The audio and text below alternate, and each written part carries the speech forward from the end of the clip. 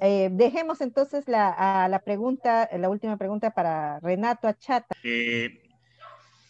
Yo creo que lo que hemos visto en las últimas semanas ha sido una generación que surgía de nuestra escuela y de nuestro currículum nacional, cumple exactamente lo que pide el perfil del egresado, ¿eh? O sea, yo creo que es la confirmación de que, o sería la confirmación ideal de que el currículum funciona, porque el currículum dice que debemos forzar muchachos que tengan pensamiento crítico. No sé qué más pensamiento crítico puede ser que cargarte una marcha y tener clarito que el señor que está a frente con el perdigón de metal es tu enemigo. Y que para acabar con el señor Merino tienes que marchar todos los días a las 5 de la tarde hasta que se vaya. Me parece que eso cumple con el currículum. Segundo, dice que hay que construir su autonomía. Bueno, hemos visto jóvenes que sin consultar con el papá, sin consultar con el mamá, ¿no es cierto?, a partir de su reflexión de su propia realidad. Yo les comento, por ejemplo, yo no sabía que en Puno uno de los dirigentes era mi hijo. Mi hijo es estudiante universitario y sufre suspensión perfecta de Kentucky Fried Chicken, porque él estaba trabajando en Kentucky Fried Chicken y los mandaron a suspensión perfecta con esto de la pandemia. Bueno, este muchacho en su reflexión se ha puesto la cabeza de movimiento en Puno y ahora lo dirige, ¿no es cierto? Entonces, han construido su autonomía al parecer. ¿No es cierto? Entonces, aquí lo contradictorio es cómo los convencemos a estos muchachos, ¿no es cierto? Así como contaba Mónica de estos Achuars que habían querido una cosa y su alcalde no les cumplía. ¿Cómo les convencemos a estos muchachos de que ahora tienen que hacer un pacto social con quienes les han reventado la vida los últimos 20 años? O sea, yo cuando planteo ver la necesidad de ir más allá de una constitución, es ver cómo le convencemos al joven que ha comido canicas disparadas a matar, que ha comido gas lacrimógeno días enteros, de que la salida ahora es sentarse con el señor Merino a ver qué país queremos y cómo lo convencemos a él de que puede ser, en el marco de las estructuras de la misma sociedad. ¿No es cierto? O sea, ¿cómo garantizamos de que la escuela a la que van a volver estos muchachos no sea la misma escuela de siempre, ¿no? La de Quistococha, que está atrásito, ¿la ven ahí? Esa es la foto de nuestro árbol de Quistococha. Y esa es nuestra carpeta. Y esa es la maestra Nancy, que está sentadita esperando a que lleguen los alumnos. Y no estoy bromeando, porque, bueno, después pasan al aula, ¿no? Pero ese es más o menos el escenario de nuestro colegio, porque el colegio Quistococha es un colegio muy modesto. Entonces, ¿cómo hacemos para que esa juventud no vuelva a las escuelas que no tienen agua, que no tienen desagüe, que no tienen salubridad, en las que les van a decir que se laven la mano cada 20 segundos? Entonces, yo creo que habría que ver, y a esa iría la pregunta en todo caso, Alfredo, a ver, si la salida es la Constitución, y yo quedo en una inframinoría, ¿cómo garantizarla, no? Porque los chicos ya han puesto el esfuerzo, ya han ganado la calle, pero vemos que ahora todas las direcciones políticas, partiendo desde la izquierda, desde los Frente Amplios, Verónicas, dirigen ahora todos hacia la salida electoral en el 11 de abril. Todas las direcciones sindicales y gremiales dirigen todos, reclaman la Constitución, pero no hacen un pie para hacer alguna acción que garantice esa Constitución. Y por el otro lado tenemos a todos los representantes del poder, el señor Sagasti, el Congreso, la señora Mirta, que es de izquierda, pero que preside y cogobierna el país, diciendo que la Constitución no es prioridad, por el momento no lo van a hacer, no tienen la necesidad, ¿no es cierto? Que el modelo económico funciona, que la Constitución funciona. Entonces, la idea sería cómo garantizar que este sueño de una sociedad distinta, de un cambio profundo, le podamos brindar a estos muchachos que ya pusieron el pecho, ¿no es cierto? Y que ahora están a la espera de que podamos cambiarla, de verdad, que no regresemos a la misma escuela que tenían hasta marzo, ¿no? Gracias. Yo creo que hay dos conceptos en la pregunta de Renato que tienen que ser trabajados por nosotros los maestros. El primero se refiere a lo que es el currículo.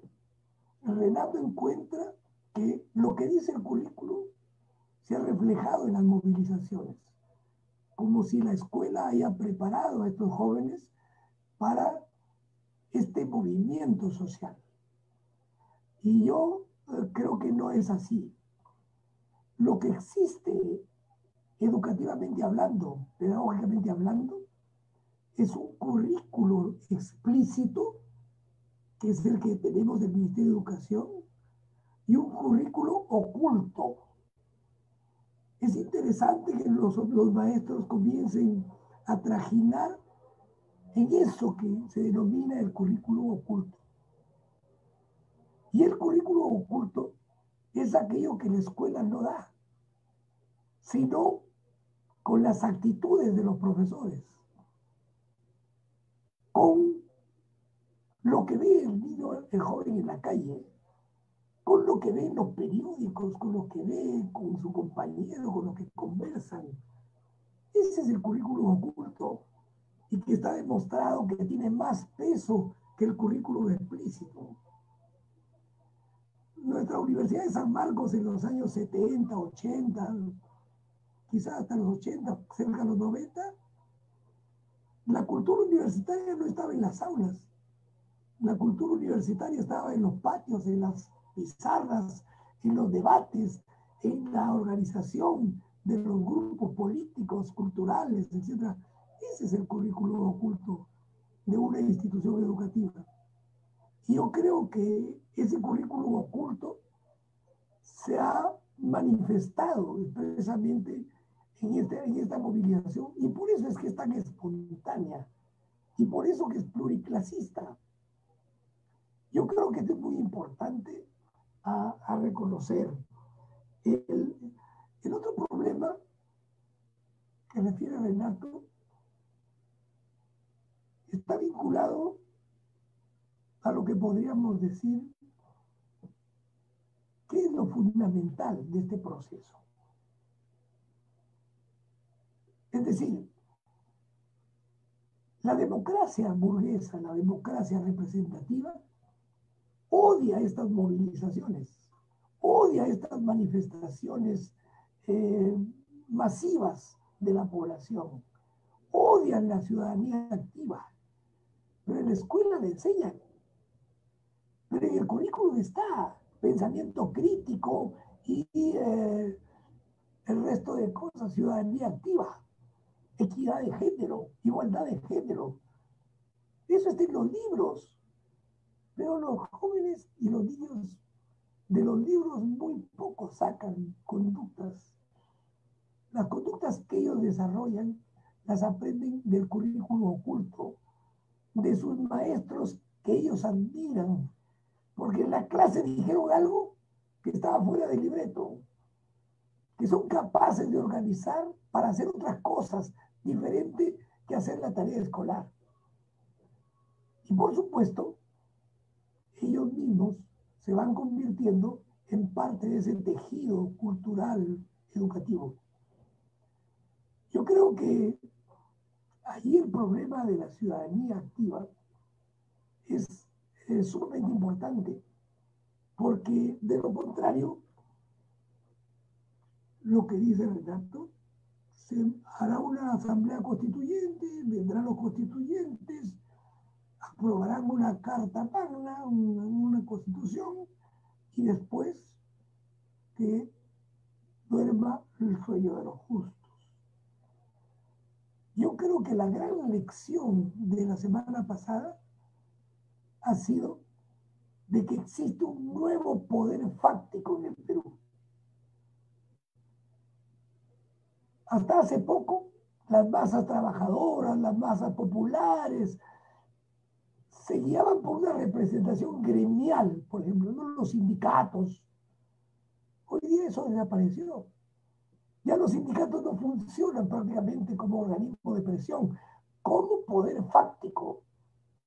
Así como hay un poder fáctico económico, así como hay un poder fáctico social, político, hay un poder nuevo de esta juventud bicentenaria, del bicentenario, que ha aparecido a decirle a los otros poderes fácticos, al ejército, a la iglesia, a la CONFIEP, aquí estamos nosotros, y nosotros somos capaces de votar a un presidente que ha sido elegido de una manera irregular, ambiciosa, y para seguir, como decía Sofocleto, prendidos de la teta del sapo, que era lo que él llamaba presupuestívoros.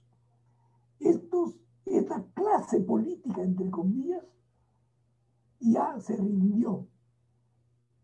Han sido capaces estos jóvenes, y por supuesto algunos mayores también, de ejercer el poder político fáctico. Las masas son un poder político fáctico que aparece en escena de una manera propositiva, de una manera dirigida. Y por supuesto, la consigna del cambio de la Constitución, de una nueva Constitución, ha sido un poco lo que ha pegado, ¿no? La corrupción, sí, abajo la corrupción. Que se vayan todos, que se vayan todos. ¿Qué queremos? Ya, un nuevo pacto social. Pero para que ese nuevo pacto social sea realidad, tendrá que mantenerse vivo el poder fáctico que hizo que se produjera este fenómeno. La Constitución escrita no va a decir nada. Lo único que va a garantizar un cambio real es que este poder fáctico, popular, republicano, se mantenga activo, se mantenga vivo y se mantenga asustando a los otros poderes fácticos para que el poder político sea realmente representativo de la pluralidad y la diversidad de personas que somos en el Perú. Gracias, Alfredo. La pregunta de Renato, interesante desde el punto de vista si cumplimos o no el currículo. No creo que no fue consciente, ¿no? O sea, no fue direccionado, porque podría parecer así. Una pregunta que hacen también Astrid, que es una amiga que está en Italia, como le decía, ella pregunta sobre el tema de la identidad nacional. ¿Verdad? En la Constitución nos hablan, ¿no? El artículo que toda persona tiene derecho a su identidad, ¿no? Diferentes identidades, inclusive una es obvio tu identidad cultural. ¿Es posible? O sea, realmente está en la Constitución nuestro derecho a la identidad cultural o las identidades y cómo en el colegio, si es un derecho, se tiene que trabajar desde el colegio. ¿Se está haciendo esto, Alfredo? ¿O qué debemos hacer en todo caso? Yo tengo la impresión de que este problema de la identidad está vinculado al carácter colonial de nuestra sociedad y de nuestro Estado. Cuando en la Constitución se dice en los primeros artículos de la Constitución que somos un Estado unitario, están borrando la realidad, están poniéndose una venda en los ojos y no reconocen que el Perú tiene el 30% de población indígena, que hay más de 50 pueblos indígenas que tienen otra lengua, otra cultura. Y cuando dicen Estado unitario, es exactamente lo que decía el gobierno colonial. Es decir, aquí todos tienen que ser castellano hablantes, todos tienen que ser católicos, apostólicos y romanos, y todos tienen, es decir, la homogenización de los ciudadanos de este país. Sin embargo, la lucha de los pueblos indígenas, la resistencia que tienen nuestras civilizaciones andinas y amazónicas, por sus profundas raíces históricas, no fueron conquistadas, digamos así, no se les impuso la civilización europea, eurocéntrica. Entonces, lo primero que nosotros quisiéramos en la nueva Constitución, que defina que el Estado peruano es un Estado pluricultural, no plurinacional de repente, para no entrar en grandes conflictos, pero por lo menos que se defina como pluricultural. Porque si se mantiene con la denominación de Estado unitario, Lima va a querer que todo el país se parezca a ella. O sea, la cultura limeña, la cultura de la Ciudad de los Reyes, que se irradie hacia el resto. Y a eso le llaman inclusión, porque es un terminito que se ha pasado de la atención a los niños y jóvenes diferentes a la idea de integración de las otras culturas, a la cultura matriz, que es la cultura limeña.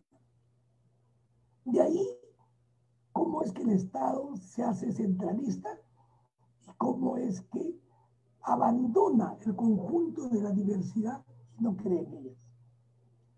Cuando hay alguien que dice la identidad nacional es que somos diversos, que somos diferentes, pero iguales también. Tenemos que ser iguales ante la ley y no como ahora, ¿no es cierto? Y para ser iguales ante la ley, yo tengo que declararlo en la Constitución, que no somos un Estado unitario, ni queremos ser uno solo. Queremos que el peruano sea diverso. Y esa diversidad enriquecedora de la sociedad en su conjunto. Yo no quiero que todos se parezcan como unos robots. Yo quiero que cada región del país siga manteniendo su variante dialectal del castellano. Que hablen como charapas, que hablen como piuranos, que hablen como puneños, con ese castellano que está vinculado a las raíces de las culturas primigenias originarias. Entonces, si nosotros en la Constitución ponemos que el Estado es un Estado pluricultural, ahí está el derecho a la diversidad y el derecho a que se mantenga y se desarrolle la diversidad. Aquí el problema en el país, repito lo de Sinesio, estamos extravertidos. Nuestra universidad en San Marcos quieren internacionalizarse, dice. O sea, quieren tener el currículo de Harvard, el currículo de Bolonia, el currículo de Salamanca. A eso aspiran. Son incapaces de mirar hacia el interior del país y preocuparse por las matemáticas aymaras, por el conocimiento de la biología de los ríos que tienen los indígenas, sobre los conocimientos de salud que tienen los indígenas. Y nosotros seguimos creyendo que para ser ciudadanos de un Estado tenemos que parecernos al dominador y no a nuestras raíces. Mi Mónica se durmió. No, no, no, estaba pensando lo que estás diciendo y lo que todos creo apuntan, ¿no? Realmente la educación ideal en un país diverso, con muchas todavía deficiencias para atender a las clases más necesitadas, como se ha visto en esta pandemia, no está reflejada en la actual Constitución, ¿verdad? Creo que casi todos estamos viendo la necesidad de que si el debate de una nueva Constitución continúa en el sector educación, como maestros, como padres, deberíamos intervenir, ¿no? Con nuestras posiciones para ver qué tipo de educación queremos, intercultural, ¿no? Que se atienda y ver, pues, que pueda hacer un avance, ¿no? Yo sé que Renato, Yulisa, dice que no creen de repente que con esta constitución o con una nueva se va a cambiar mucho las cosas, ¿no?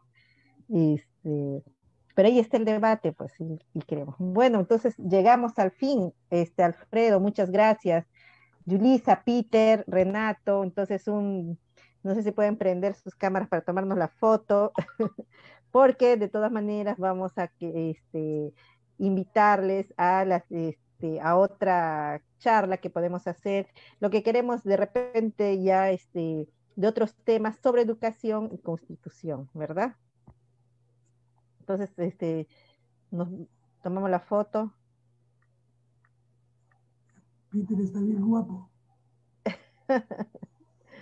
Esta, entonces, una despedida de todos. Renato, Yulisa no puede hablar, Peter tampoco. No, Peter sí puede, Peter. Sí, sí, bueno, siempre es enriquecedor y fructífero y muchos adjetivos más para el profesor. Siempre es lúcido, siempre nos aclara un poco el panorama sombrío. Y fue mi profesor, así que aprendí mucho de él y sigo aprendiendo de él. Así que muchas gracias por sus ideas y por la invitación. Gracias, Peter. Gracias. Igualmente, Peter. Bueno, Yulisa nos Igualmente, manda sus saludos. Un saludo para Desde Iquitos, Iquitos. de la Amazonía peruana. Que ya nos encontraremos en las próximas conversaciones. sí, no, agradecerles a ustedes por la invitación. Alfredo, sin duda, agradecerte por las ideas y la posibilidad de intercambiar ideas. Tus reflexiones sin duda van a ayudar a que sigamos en el debate, porque creo yo que la situación actual en el Perú da para discusiones más profundas, ¿no? Porque expresa la necesidad de cambios verdaderamente profundos. Yo no tengo el temor a que se discuta una nueva constitución. Lo que creo que lo que está en debate es una cosa más profunda, que es la cuestión del poder, de quién decide al final de cuentas qué hacemos con este país. Y creo que tal vez lo que primero que habría que pensar es cómo empezamos a postular desde abajo una nueva sociedad y un nuevo gobierno. Y para mí no es otro más que el gobierno de los trabajadores, ¿no? Que se ha visto reflejado en las calles, porque uno dice la generación del bicentenario, los jóvenes, pero bueno, el joven muerto era guía de turista, el otro joven era trabajador de la zona norte de Lima, y estoy seguro que muchos de esos jóvenes hoy o sufren suspensión perfecta o sufren ceses colectivos, y sobre eso nadie se quiere hacer cargo, digamos, ¿no? Entonces esa juventud expresa este hartazgo con la sociedad en la que vivimos, que creo que repensar una nueva escuela es repensar una nueva sociedad justamente que libere las potencialidades que tenemos, porque hoy se muere Maradona, pero en nuestros barrios, en nuestro Quistococha, en nuestro Iquitos, en nuestro Puno, sin duda siguen corriendo miles de Maradonas que no van a conocer nunca la fama ni el desarrollo porque la sociedad no les permite alcanzar todas sus potencialidades, ¿no? ¿Cuántos Maradonas habrá jugando en las canchas de tierra de todo el país? Y nunca lo sabremos. Creo que para que ellos puedan conseguir eso hay que reconstruir un país distinto. Agradecerte a ti, Mónica, agradecer a todos, muchísimas gracias. Gracias, Renato. Gracias, Alfredo. Siempre tú colaborándonos. Tenemos saludos desde Amazonas, un saludo para Agustina Mayán y Sebelio, que están viéndonos desde el Maestro Saguajún, que les estoy comprometiendo también para discutir, ¿no? Este tema es grande y de repente podemos... Consulta previa. Gracias, Alfredo. Nos vemos entonces. Gracias. A todos que nos han acompañado. Chao, Yulisa. Muchas gracias.